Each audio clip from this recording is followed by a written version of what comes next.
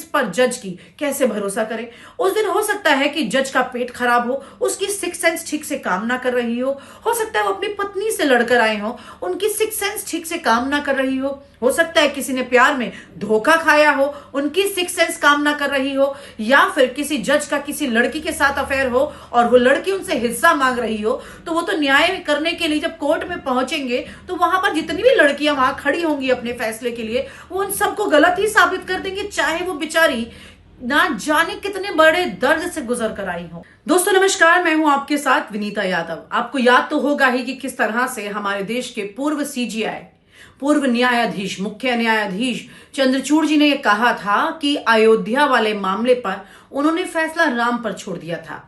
अब बड़ी अजीब सी बात है, एक और ऐसा फैसला सामने निकल कर आया है जिसमें अब जजेस जो हैं वो अपनी सिक्स्थ सेंस का इस्तेमाल कर रहे हैं। जी, छठी इंद्री का इस्तेमाल कर रहे हैं। मामला आज कुछ इसी तरह का है। यह खबर आप जरा ध्यान से सुनिएगा, क्योंकि आने वाले वक्त में आपके भी किसी मामले पर कोर्ट में कुछ ऐसा हो सकता है। जी हां, न्यूज नशा पर आज हम आपसे किसी तरह का सवाल भी पूछने जा रहे हैं जो शायद आपको थोड़ा सा अनकंफर्टेबल कर देगा। लेकिन क्या अब हमारे देश में न्याय सबूतों से नहीं, सिक्स्थ सेंस से होगा, यानी छठी इंद्री से? मैं कोई फिल्मी डायलॉग नहीं बोल रही हूं। यह सवाल उठा है सुप्रीम कोर्ट के एक ताजा फैसले के बाद, जहां रेप के मामले में दी गई सजा को अदालत ने रद्द कर दिया। और जरा सोचिए वजह क्या बताई। कोर्ट ने कहा हमारी छठी इंद्रिय हमें सब कुछ बता रही है, ये मैं फैसला अपनी सिक्स्थ सेंस के हिसाब से कर रहा हूं। जरा सोचिए मामला क्या था वो जरा सुनिएगा। और मामला कोई साधारण नहीं, रेप का मामला था। अब जरा इस केस को सीधे से शब्दों में समझते हैं। मध्य प्रदेश का मामला था ये। आरोप ये था कि शादी का झूठा वादा करके महिला के साथ शारीरिक संबंध बनाए गए। निचली अदालत और हाईकोर्ट ने इसे गंभीर अपराध माना और 10 साल की सजा भी सुना दी, यानी कि इसको सजा मिल चुकी थी। लेकिन जब मामला सुप्रीम कोर्ट पहुंचता है तो अदालत ने दोनों पक्षों से बात की, बातचीत को समझा, रिश्तों को देखा, समझा और फिर क्या कह दिया, ऐसा कुछ कहा जिससे कि हमारी छठी इंद्री हिल गई, क्योंकि वो कह रहे हैं कि छठी इंद्री से ये फैसला ले रहे हैं। और ये हुआ सुप्रीम कोर्ट में। सिक्स्थ सेंस, ये शब्द कहां से आया और ये तूफान क्यों खड़ा हो गया? अब यहीं रुककर सवाल उठाना है। सुप्रीम कोर्ट ने अपने फैसले में कहा कि कुछ मामलों में जज की छठी इंद्री भी मदद करती है, यानी सिर्फ फाइल, गवाह और धाराएं ही नहीं बची, बल्कि जज की अनुमति भी है। और यहीं से ये फैसला कानूनी नहीं बल्कि नैतिक और सामाजिक बहस का मुद्दा बन चुका है।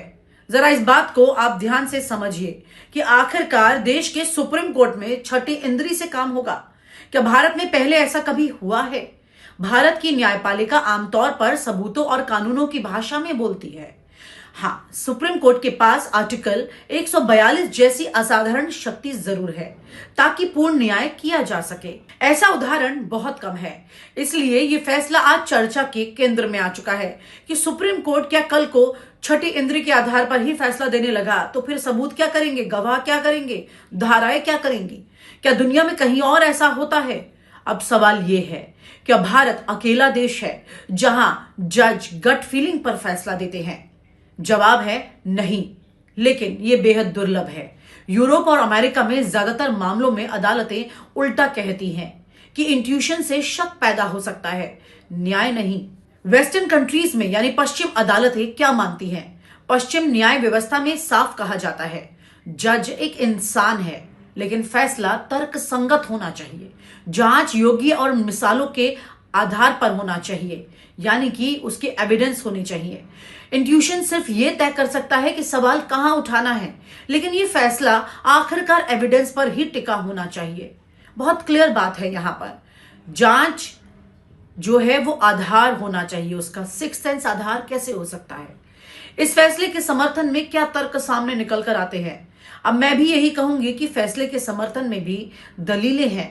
हर टूटा रिश्ता अपराध नहीं होता, हर शादी का वादा पूरा नहीं होता तो वो रेप नहीं बन जाता है। अगर कानून को बिना सामाजिक संदर्भ के लागू किया जाएगा तो कई निर्दोष लोग भी इसमें फंस जाएंगे। ऐसी बातें देखने में आती रही हैं। शायद सुप्रीम कोर्ट ने इसी मानवीय पहलू को तरजीह दी होगी, जिसकी वजह से उन्होंने ऐसा कह दिया। ये कुछ लोग के फेवर में जा सकता है, लेकिन क्या न्याय संगत है? लेकिन खतरा इससे भी बड़ा है। वो कहां छुपा है? अब सवाल सबसे ज्यादा जरूरी ये हो जाता है कि अगर न्याय सिक्स्थ सेंस पर आधारित हो जाएगा तो कल कोई क्या पूछेगा कि किस जज का सिक्स्थ सेंस सही है और किसका सिक्स्थ सेंस गलत है। क्या पीड़िता की गवाही से ज्यादा ताकतवर जज की अनुभूति हो जाएगी? कानून की ताकत उसकी समानता और स्थिरता में होती है। इंट्यूशन इस संतुलन को बिगाड़ सकता है। रेप कानून और समाज पर भी इसका पूरा असर पड़ता है। रेप जैसे अपराध आज भी कम रिपोर्ट होते हैं। पीड़ितों को पहले समाज से लड़ना पड़ता है, फिर अदालत से लड़ना पड़ता है। अगर ऐसे मामलों में संदेश गया कि फैसले अनुभूति पर टिके होंगे तो ये भरोसा टूट सकता है कि अदालतें पीड़िता के साथ खड़ी भी हैं या नहीं। और आपको याद होगा कि किस तरह से इलाहाबाद हाई कोर्ट के जज शेखर यादव ने एक ऐसी टिप्पणी कर दी थी जिसके बाद चिंताएं बढ़ गई थी।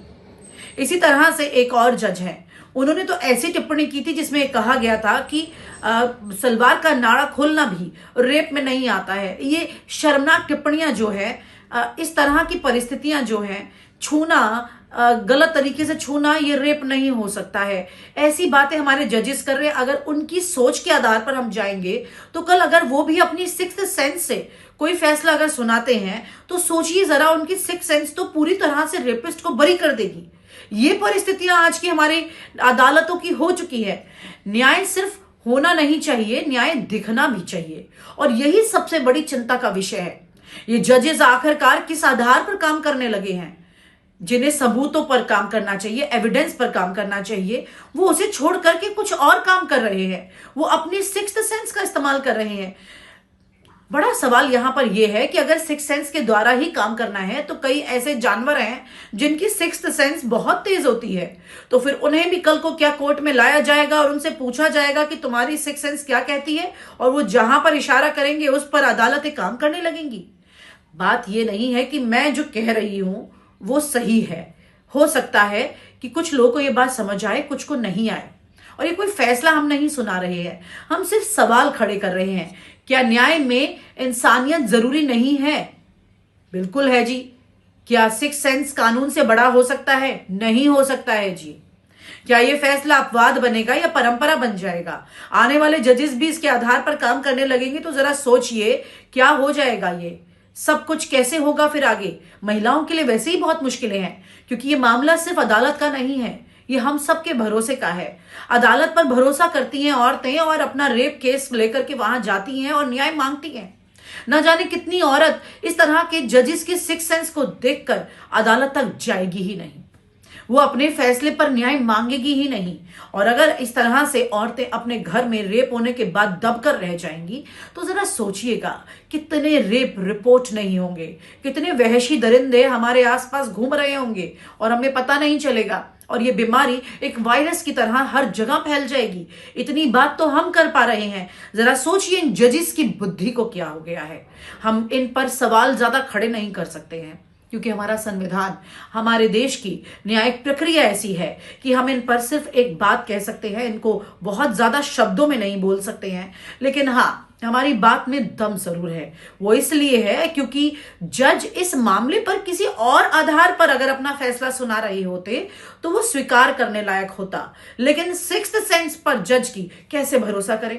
उस दिन हो सकता है कि जज का पेट खराब हो, उसकी सिक्स्थ सेंस ठीक से काम ना कर रही हो सकता है वो अपनी पत्नी से लड़कर आए हो, उनकी सिक्स्थ सेंस ठीक से काम ना कर रही हो सकता है किसी ने प्यार में धोखा खाया हो, उनकी सिक्स्थ सेंस काम ना कर रही हो, या फिर किसी जज का किसी लड़की के साथ अफेयर हो और वो लड़की उनसे हिस्सा मांग रही हो, तो वो तो न्याय करने के लिए जब कोर्ट में पहुंचेंगे तो वहां पर जितनी भी लड़कियां वहां खड़ी होंगी अपने फैसले के लिए, वो उन सबको गलत ही साबित कर देंगे, चाहे वो बेचारी ना जाने कितने बड़े दर्द से गुजर कर आई हो। इस पर सोचना पड़ेगा, हम सबको समझना पड़ेगा कि क्या वाकई में जज की सिक्स्थ सेंस पर हमारे देश में अदालतें चलेंगी। जिस तरह से चंद्रचूड़ जी ने भगवान राम से फैसला मांग लिया अयोध्या के मामले में, उनसे उन्होंने गुजारिश की और उनको फैसला लेने में आसानी रही। इस तरह की उदाहरण पर हमारा देश चलेगा। हमारे देश की सबसे ज्यादा मजबूत स्तंभ वाली जो इस वक्त प्रणाली है वो है न्याय प्रणाली। वो हमें हौसला देती है और बाकी तमाम तीनों स्तंभों को करेक्ट करने का मौका भी देती है। लेकिन अगर वो इस तरह से आधार से गलत होने लगे, उसी की जमीन में राख भर जाए, तो दीवार कैसे खड़ी होगी, जरा सोचिएगा। आने वाले वक्त में ये बहुत बड़े चैलेंजेस हैं। इस तरह के जजेस को जरा भी हौसला आगे बढ़ना नहीं चाहिए, और वो भी सुप्रीम कोर्ट में बैठकर ये बातें हो रही हैं। जरा सोचिए, सुप्रीम कोर्ट में इसके आगे कहां जाएगी वो पीड़िता, या फिर अगर वो पीड़िता सही है तो वाकई में कहां जाएगी, और अगर वो गलत भी है तो इस आधार पर जो उन्होंने फैसला दिया है तो बाकी जो पीड़िता होंगी रेप केसेस की वो कहां जाएंगी। हाल ही में पहले ही वो 9 रेप पीड़िता जो है वो अपने सवाल खड़े कर रही है, अपनी बात कह रही है।